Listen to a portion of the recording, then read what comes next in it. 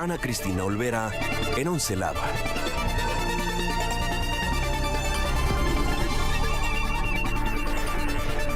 No todo lo que nos afecta viene de la Tierra.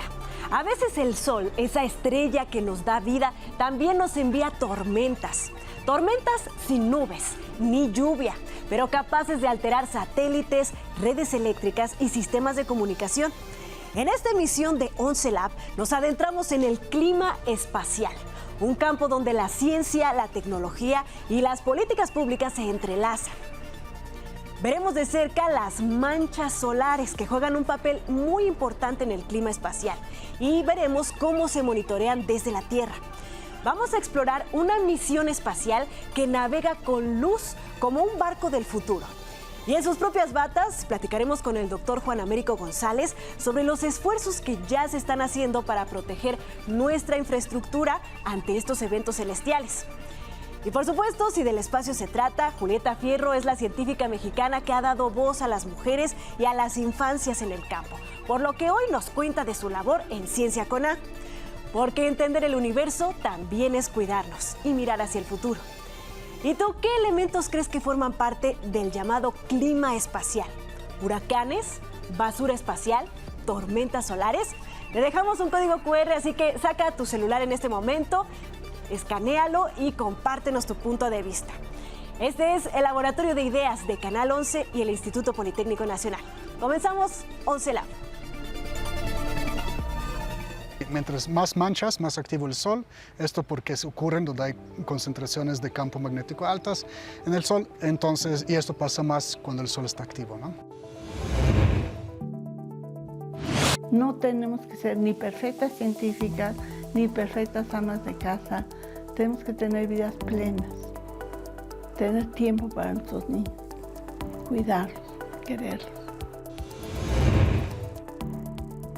El clima espacial es la medición en tiempo real, eso es fundamental, en tiempo real de las condiciones físicas del medio interplanetario, la atmósfera solar, las emisiones del Sol, la magnetosfera de la Tierra y la atmósfera superior de la Tierra. Si tengo ventajas de usar una vela solar, tengo, por así decirlo, el propelente de manera gratuita, indefinida, siempre y cuando esté cerca de la incidencia del Sol, en comparación a otros, ¿no?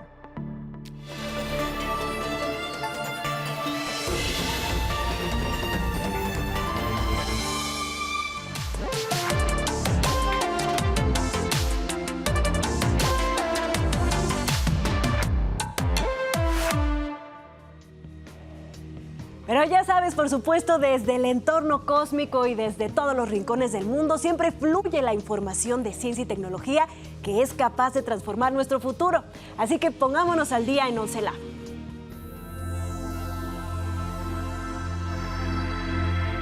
En el cosmos, la humanidad logró crear su propio eclipse artificial. Así lo consignó la Agencia Espacial Europea al difundir esta imagen de la misión Proba 3, que conforman dos naves espaciales que se sincronizan para crear a voluntad este tipo de imágenes y estudiar los fenómenos de nuestro Sol. Emplean un poderoso coronógrafo que permite observar con detalle la corona del astro, así como su atmósfera ultracaliente. Esto aporta nuevos datos para los estudios del clima espacial. En más del Sol, estas son las primeras imágenes logradas por la misión Punch, un arreglo satelital de la NASA que registra la actividad de nuestra estrella.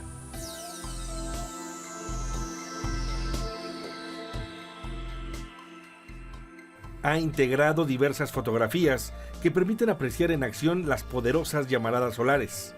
Abona para mejorar la predicción de estos eventos. Esta es otra postal de la Agencia Europea que registró por primera vez la actividad del polo sur del Sol. Se hizo con un instrumento que capta radiación extrema ultravioleta. La tarde de este martes 17 de junio se registró una potente llamarada solar que provocó un apagón en los sistemas de radio de alta frecuencia de la Tierra, como los de las comunicaciones marítimas. La erupción fue de clase X, la máxima en la escala. Se le denominó un evento X 1.2. Fue captada con el Observatorio de Dinámica Solar de la NASA. Ya sabes que si quieres estar siempre al tanto y actualizada y actualizado de la información más reciente y relevante de la ciencia y la tecnología, puedes entrar a nuestro micrositio. Solo tienes que escanear el código QR que aparece en tu pantalla y, por supuesto, guardar la liga entre tus favoritos. Pero vamos a concentrarnos ahora en ese astro, el Sol, que es nuestra principal fuente de energía, pero que también es la base de los estudios del clima espacial. ¿Te has preguntado qué actividad emana del Sol? ¿Cómo se analiza? ¿Qué son esas famosas manchas solares y qué relación tienen con el clima espacial? Pues en OnceLab investiga Itzel Gómez fue precisamente averiguar esto, a ver el Sol con sus propios ojos, pero obviamente con los instrumentos adecuados y saber qué son las manchas solares y qué significan.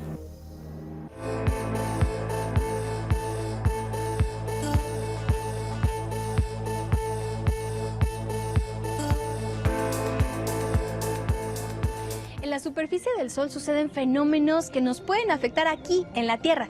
Las manchas solares son un indicio de cómo es la actividad solar. Hoy en OnceLab Investiga vinimos aquí al Instituto de Geofísica de la UNAM para conocer qué son las manchas solares, cómo se ven y sobre todo cómo nos afectan. Acompáñenme. Pues ya estamos aquí con el doctor Primož Kajdić y estamos a punto de ver las manchas solares. Primož, nos has contado que esta es una tecnología, es un telescopio robótico. Cuéntanos por qué es una tecnología que es de última moda. Este telescopio es realmente una maravilla porque es muy chiquito, muy compacto, lo puedes llevar a cualquier lado. Es, como dijiste, robótico y tiene integrada ya lo que es la cámara CCD. Entonces nos permite que lo instalemos en cuestión de minutos y nos permite tomar fotos, sea del Sol o de los objetos nocturnos, por ejemplo la Luna o las galaxias, etc. Tu telescopio ahorita va a emitir una red a la que te vas a conectar tú a través de la app. En estos momentos ya descargamos la app, entonces, doctor, cuéntanos qué es lo que vemos en la app.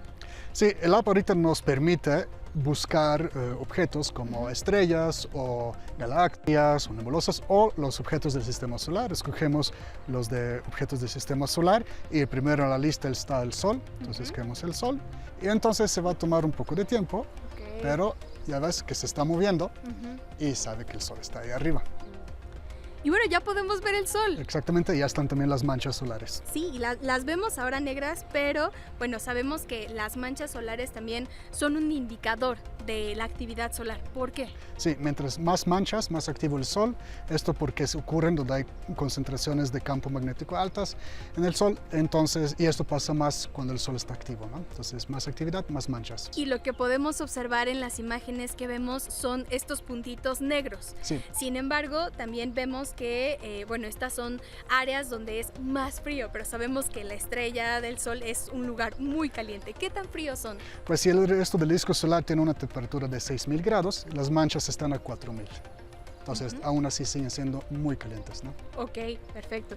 Y también algo que es muy importante es cuando hay bastante actividad solar, podemos tener problemas con nuestras telecomunicaciones, con nuestros aparatos eléctricos, con electrónicos. Entonces, ¿cómo es que afectan? Cuando el Sol está muy activo, ocurren grandes explosiones en él que eyectan enormes cantidades de masa y campo magnético al espacio planetario. Si nos alcanzan, causan efectos de clima espacial que pueden perturbar nuestras tecnologías, causar problemas en red de transporte de luz eléctrica, y etcétera, ¿no? Entonces pueden causar un montón de eventos no tan agradables, digamos. Por eso es tan importante monitorear esta actividad solar. Sí, la comunidad monitorea el Sol 24 horas diario para poder incluso prepararse para algunos eventos que vemos que van a ocurrir, ¿no? ¿Y para ti qué es ver estas manchas solar? ¿Qué significa? Yo no me canso de verlas porque a mí se me hace una maravilla que las puedo ver directamente y no solo estar en la computadora trabajando y leyendo de ellas, ¿no? Bueno, doctor, pues muchísimas gracias por permitirnos también a nosotros ver las manchas solares. Y bueno, gracias y regreso contigo, Ana Cristina.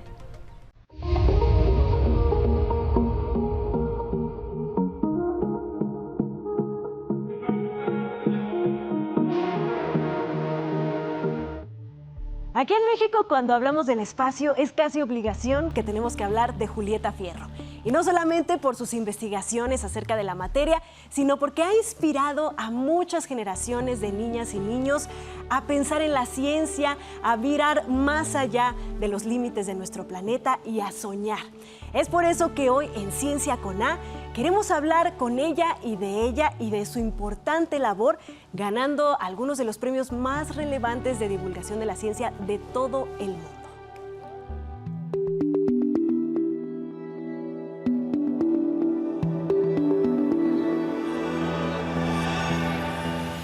Hablando de estrellas, en nuestro país hay una que sobresale por su luz en la divulgación. Hola, yo soy Julieta Fierro, investigadora del Instituto de Astronomía de la UNAM y me dedico a la divulgación de la ciencia. Julieta Fierro, una mujer amante de la física, astrónoma, autora de múltiples libros, artículos y apasionada de socializar la ciencia. Ha levantado la voz para exigir que las mujeres tengan mejores condiciones de desarrollo y no se vean obligadas a decidir entre sus anhelos personales y su desarrollo profesional. Mientras no hay apoyo a las mujeres, por más ganas que tengan de ser científicas, cuando tienen que decidir entre ser mamás y ser científicas, en muchos casos prefieren ser mamás. Y por eso hay tantas mujeres que no siguen carreras como física, por ejemplo. A lo largo de los años ha abrazado diversas causas, ha pugnado por la legalización del aborto, guarderías para las infancias a cargo de mujeres trabajadoras, salarios y prestaciones para personas trabajadoras del hogar y desde hace algunos años ha emprendido otra lucha. La lucha que sí estoy dando ahora es por la muerte digna, que creo que debería ser un derecho humano. Y el otro derecho humano que estoy tratando de promover junto con la Academia de la Lengua es el derecho humano a la lengua clara y comprensible. Sus aventuras se cuentan por decenas. Con entusiasmo recuerda cuando en una feria del libro captó la atención de las infancias de una forma muy peculiar. Me puse a patinar con una rama, le puse estrellas y flores y listones, iba por un museo. Y claro, los niños empezaron a correr detrás de mí, las mamás detrás de los niños. Estuvo fantástico. Esta es una parte del libro que con gran amor por la ciencia y con resiliencia ha escrito Julieta Fierro, quien además hace un llamado a las mujeres para que dejen de cargar el lastre de la inexistente perfección y el sobreesfuerzo en su desarrollo. No tenemos que ser ni perfectas científicas, ni perfectas amas de casa. Tenemos que tener vidas plenas, tener tiempo para nuestros niños, cuidarlos, quererlos. Con imágenes de Christopher Arismendi, 11 Lab, María Fernanda Chávez del Río.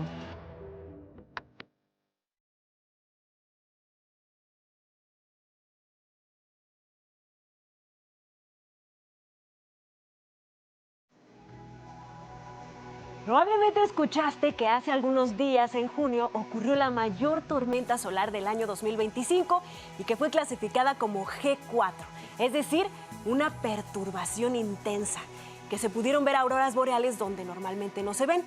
Y es que tal vez te sorprenda saber que el Sol no es solo una bola de luz, es una estrella viva, con un ciclo de 11 años en el que aumenta y disminuye su actividad. Cuando entra en su máximo, como ahora en el 2025, empiezan los estallidos. De vez en cuando el Sol de alguna manera explota y literalmente lanza rayos que son más como llamaradas y nubes de partículas a una velocidad brutal a través del espacio. A eso le llamamos clima espacial. Es como una tormenta, pero en el espacio. El clima espacial es la medición en tiempo real, eso es fundamental, en tiempo real de las condiciones físicas del medio interplanetario, la atmósfera solar, las emisiones del Sol, la magnetosfera de la Tierra y la atmósfera superior de la Tierra, las cuales se ven influenciadas por las emisiones del Sol. Pero no te preocupes, por suerte nuestro planeta tiene un campo magnético que nos protege. Pero cuando la tormenta es muy fuerte, ese escudo se sacude y entonces vienen las auroras, como un show de luces natural en el cielo.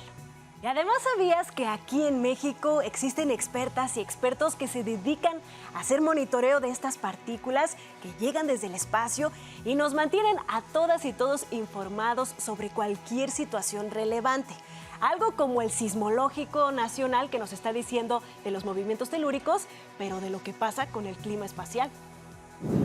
Nosotros estamos produciendo un informe de clima espacial cada semana.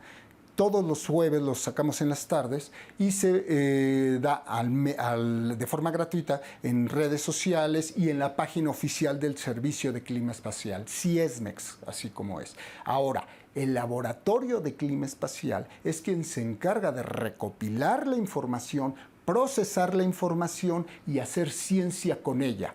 Una vez que nosotros hacemos ciencia con ella, pasamos la información al servicio. Aunque estas tormentas pueden llegar a afectar algunos de los sistemas tecnológicos, como por ejemplo el GPS con el que llegamos a tiempo a nuestras citas o las comunicaciones por satélite, no te dejes llevar por rumores de que esto puede afectar tu salud. Los estudios nos han mostrado que la afectación se da fuera de la atmósfera. Tenemos estos dos grandes escudos, que es el campo magnético y la atmósfera de la Tierra. Entonces, mientras estemos dentro, la afectación a la salud es nula. Pero cuéntanos, ¿qué crees que pasaría si una tormenta solar intensa ocurriera hoy? Te dejamos este código QR para que nos comentes y, por supuesto, vamos a estar muy pendientes aquí en OnceLab de tus respuestas.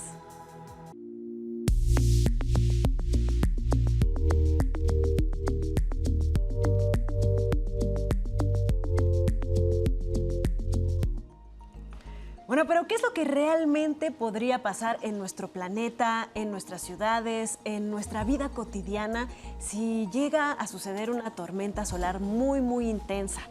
Pues precisamente para conocer un poco más al respecto, hoy tenemos aquí en el estudio de OnceLab al doctor Juan Américo González Esparza. Él es investigador del Instituto de Geofísica de la UNAM y es una de las voces más destacadas en este campo. Él fue el fundador del Servicio de Clima Espacial Mexicano y ahora también es parte todavía del Laboratorio Nacional de Clima Espacial. Muchas gracias por estar con nosotros hoy, doctor. Al contrario, muchas gracias por la invitación, Ana Cristina. Muchas gracias. Cuéntanos entonces, ¿qué es lo que realmente, siempre nos dicen, pues puede afectar las telecomunicaciones de satélite, las redes eléctricas, pero ¿qué es lo que realmente podría suceder en un evento muy intenso de estas erupciones solares que lleguen a nuestro planeta? Mira, Ana Cristina, vivimos en un mundo interconectado y hemos llegado a un nivel de madurez tecnológica donde paradójicamente, pese a que tenemos satélites, telecomunicaciones, internet, redes sociales, energía eléctrica, nos hemos dado cuenta que estas tecnologías son vulnerables a los efectos de las tormentas solares. Y cuando ocurre una tormenta solar, hay una explosión, hay una enorme liberación de energía y algunas veces se afecta el planeta. La tormenta solar más intensa que ha ocurrido en la historia reciente ocurrió en el siglo XIX, el 1 de septiembre de 1859, y se conoce como el evento Carrington. Sí.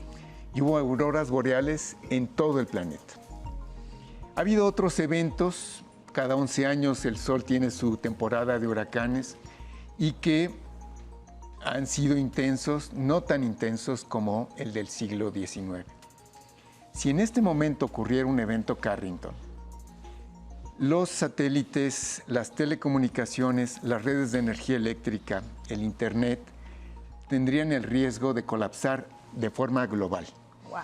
Y en este mundo interconectado esto ocasionaría una catástrofe económica, social enorme. Por eso es que el tema de las tormentas solares y el clima espacial le preocupa tanto a los gobiernos.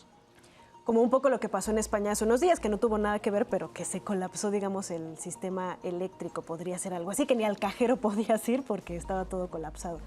¿Cómo nos preparamos a nivel nacional e internacional para un evento como este? Pues lo que empezamos a hacer en México a partir del 2014, se modificó la Ley General de Protección Civil y se incluyeron por primera vez las tormentas solares.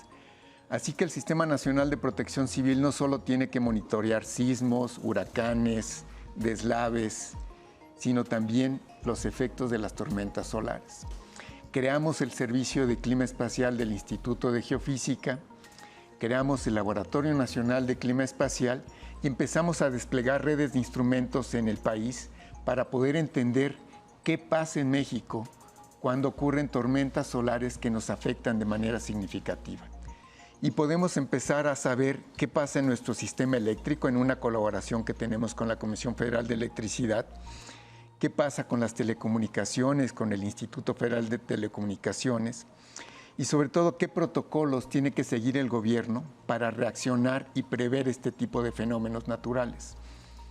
Y el año pasado precisamente publicamos por primera vez la Guía de Recomendaciones de Clima Espacial en México, lo cual es un primer paso hacia una política de protección civil donde el gobierno y la industria tenemos que empezar a prepararnos.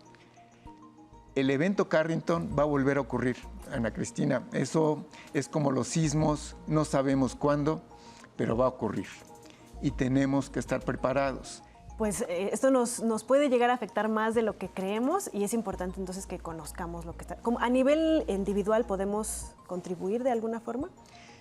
Pues desde luego que ante cualquier fenómeno natural que provoca desastres, primero tenemos que estar bien informados. Y lo importante es de dónde se está tomando la información.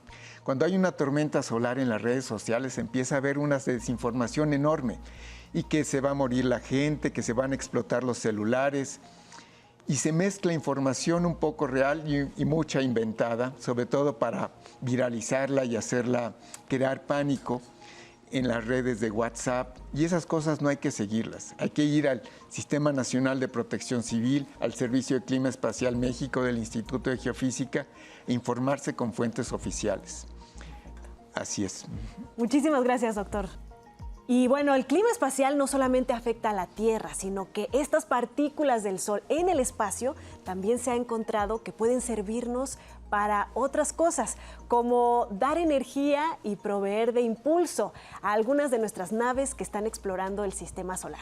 Por eso hoy en Once Lab queremos platicarte de esta misión muy especial que utiliza velas como las del viento aquí en la Tierra, pero son velas solares en el espacio.